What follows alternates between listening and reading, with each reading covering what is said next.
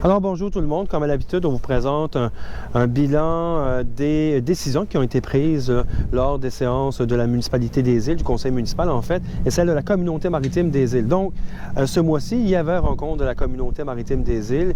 Il y a plusieurs résolutions qui ont été présentées par les membres du conseil municipal.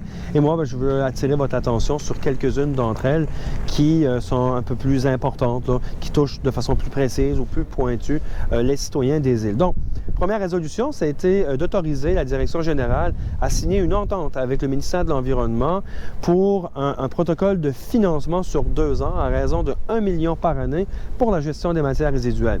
Le printemps dernier, lorsque le premier ministre, M. Legault, est venu aux îles, j'ai eu l'occasion de faire un plaidoyer sur l'importance du décret sur l'insularité et évidemment, je lui ai présenté certains enjeux, certains défis liés à l'insularité. Les matières résiduelles sont un défi de premier plan, un défi sur le plan technique, sur le plan de la gestion, mais également sur le plan financier. Et ce qui nous différencie des autres communautés du Québec, c'est bien entendu le fait que nous sommes obligés d'exporter par bateau nos matières résiduelles pour qu'elles soient traitées dans un lieu d'enfouissement technique du côté de Victoriaville.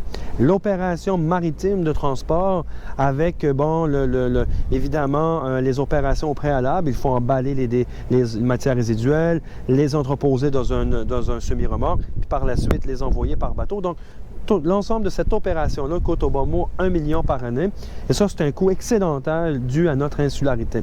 Le gouvernement du Québec a entendu notre appel et non seulement a entendu, mais il a autorisé un financement d'1 million par année pour diminuer la pression financière. Donc, pour nous, c'est une excellente nouvelle, bien entendu, mais c'est aussi un signal d'un partenariat entre le gouvernement du Québec et la communauté maritime des îles pour trouver une solution pour la gestion des matières résiduelles qui serait pérenne, autre que d'envoyer par bateau. Donc, on parle ici de traitement local sur place aux îles. Évidemment, on se donne 2 ans pour trouver une solution. Et si toutefois, il n'y avait pas de solution au bout de 2 ans, mais on pourra renouveler l'entente de financement avec le gouvernement du Québec. Autre aussi bonne nouvelle, cette fois-ci, qui touche les gens de l'île d'Entrée. Donc, il y avait une inquiétude sur la collecte des matières résiduelles du côté de l'île d'Entrée.